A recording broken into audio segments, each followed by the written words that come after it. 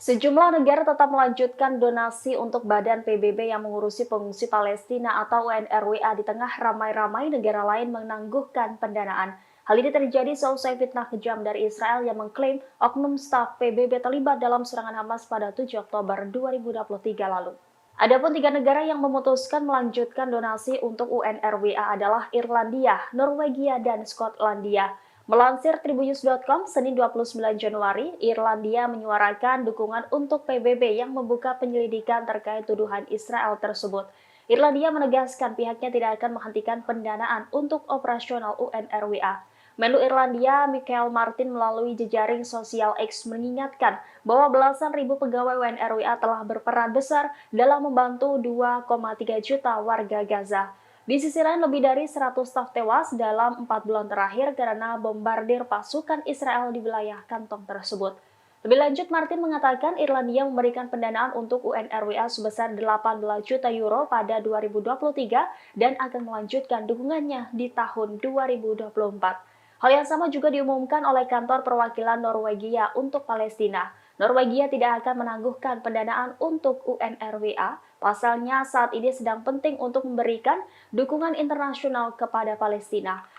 Norwegia menggambarkan situasi di jalur Gaza sebagai bencana dan menyebut UNRWA adalah organisasi kemanusiaan paling penting di wilayah kantong yang terkepung. Sementara itu, Skotlandia mengonfirmasi pendanaan berkelanjutan mereka untuk UNRWA. Perdana Menteri Skotlandia, Hamzah Youssef, melalui jejaring X mengatakan pihaknya tidak akan menghentikan atau menarik bantuan yang diberikan kepada UNRWA. Ia juga menekankan perlunya terus mendukung UNRWA untuk memastikan bahwa bantuan menjangkau penduduk Palestina. Sebagai informasi, negara yang menyetop pendanaan untuk UNRWA diantaranya Amerika Serikat, Kanada, Australia, Inggris, Jerman, Italia, Belanda, Swiss, dan Finlandia.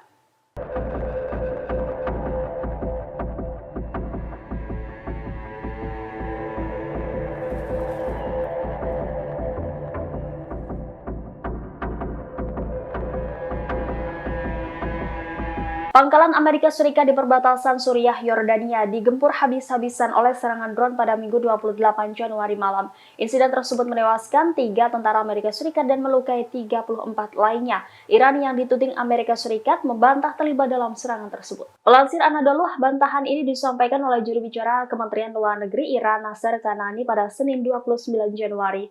Kanani menegaskan pihaknya tidak terlibat dalam pembunuhan 3 tentara Amerika Serikat tersebut. Iran tidak ikut campur dalam keputusan kelompok regional. Kanani mengatakan kelompok perlawanan di kawasan Asia Barat tidak menerima perintah dari Teheran atas aksi mereka. Kelompok-kelompok ini memutuskan dan bertindak berdasarkan prinsip dan prioritas mereka sendiri serta kepentingan negara dan rakyatnya. Sebelumnya, Presiden Amerika Serikat Joe Biden mengatakan serangan itu dilakukan oleh kelompok militan radikal yang didukung Iran. Di sisi lain, banyak politisi Amerika Serikat menuding Teheran secara langsung, bahkan beberapa di antaranya mendesak militer Amerika Serikat untuk menyerang Iran.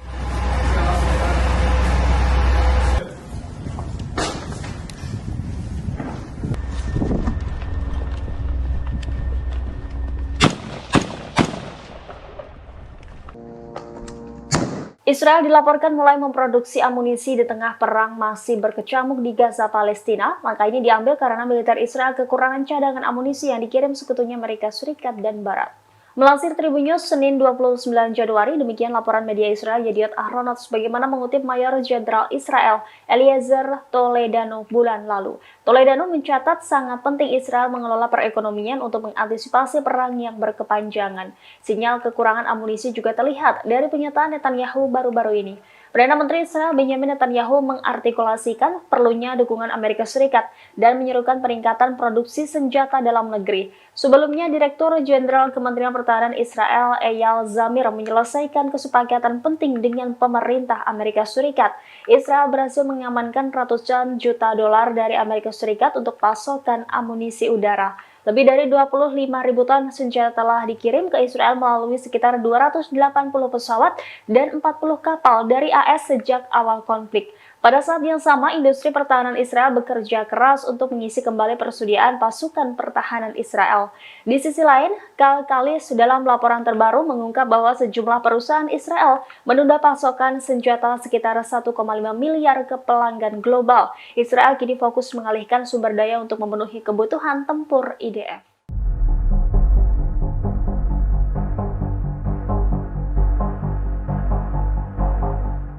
Dokumen intelijen Israel mengungkap peran oknum pegawai UNRWA yang diduga terlibat dalam serangan Hamas pada 7 Oktober 2023. Informasi ini didapat intelijen Israel setelah menyadap ponsel yang digunakan para tersangka di hari serangan. Dokumen intelijen Israel terkait dugaan peran staf PBB ini dirilis The New York Times pada Minggu 28 Januari malam. Dalam laporan itu merinci peran seorang konselor sekolah di Han Yunis di Gaza Selatan yang dituduh bekerja dengan putranya menyandra wanita Israel. Tersangka lainnya digambarkan sebagai pekerja sosial dari Nusairat di Gaza Tengah yang dituding membawa jenazah tentara Israel yang tewas ke Gaza. Tidak hanya itu, pekerja sosial itu juga diduga mendistribusikan amunisi dan mengordinasikan kendaraan pada hari serangan. Keduanya adalah karyawan Badan PBB atau UNRWA.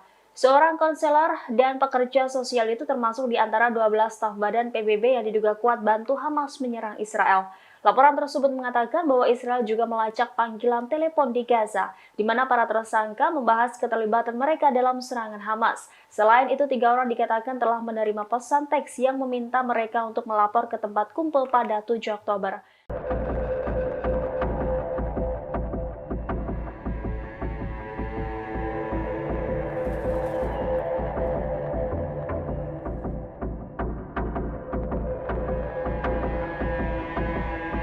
Pejabat keamanan Arab diam-diam mengadakan pertemuan rahasia untuk membahas Gaza pasca perang. Pertemuan tersebut terjadi di Riyadh pada awal Januari 2024. Pejabat senior keamanan nasional yang melakukan pertemuan diantaranya dari Arab Saudi, Yordania, Mesir, dan otoritas Palestina.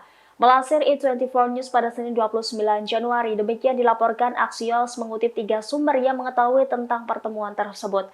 Menurut kantor berita Amerika Serikat tersebut, para pejabat keamanan nasional mengordinasikan rencana dan mendiskusikan cara-cara bagaimana otoritas Palestina dapat memerintah daerah tersebut.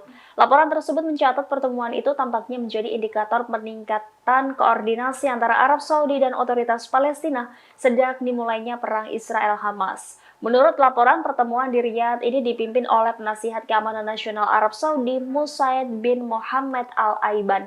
Peserta lainnya dilaporkan termasuk Kepala Badan Intelijen Umum Palestina Majed Faraj dan rekan-rekannya di Mesir dan Yordania.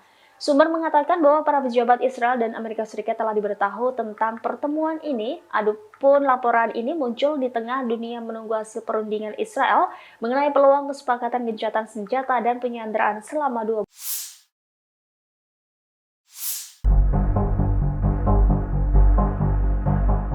Amerika Serikat menuduh Iran sebagai dalang di balik tewasnya 3 tentara Amerika di perbatasan Yordania dan Suriah.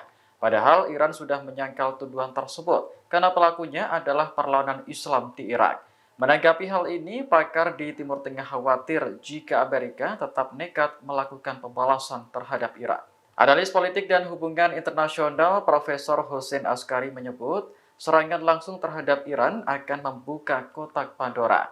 Artinya, ketegangan yang selama ini berlangsung akan pecah menjadi konflik besar.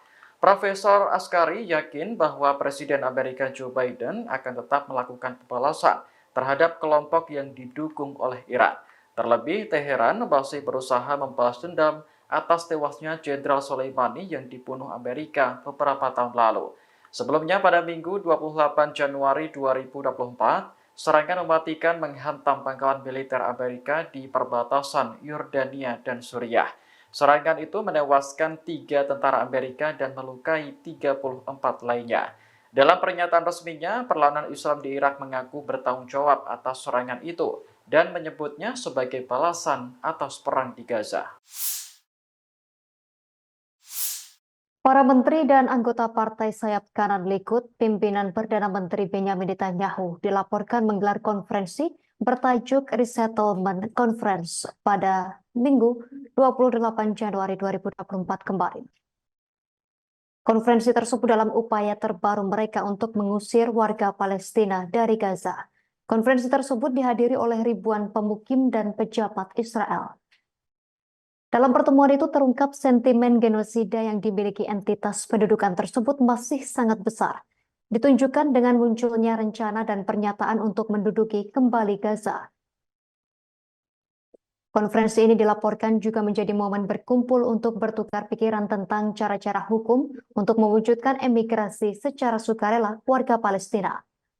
Seperti yang disampaikan oleh Menteri Keamanan Nasional beraliran ultranasionalis sayap kanan Itamar Ben-Gvir. Surat kabar Israel Haaretz melaporkan konferensi mengenai pemukiman kembali Gaza diadakan di Al-Quds pada hari Minggu dan dihadiri oleh ribuan pemukim Israel, anggota Knesset, Kabinet Koalisi, para Robi, dan keluarga pendudukan Israel juga termasuk di antara yang hadir dalam konferensi tersebut. Konferensi itu sendiri menyerupai karnaval dengan tarian dan sorak-sorai yang menggemakan seruan genosida. Dalam sebuah video di media sosial, Itamar Ben-Gvir termasuk di antara mereka yang menari dan bersorak atas rencana perampasan Gaza dari warga Palestina ini.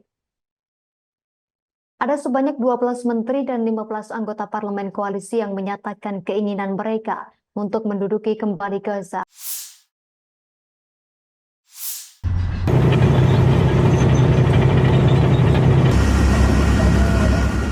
Wilayah utara Israel saat ini disebut telah dikuasai oleh Hizbullah.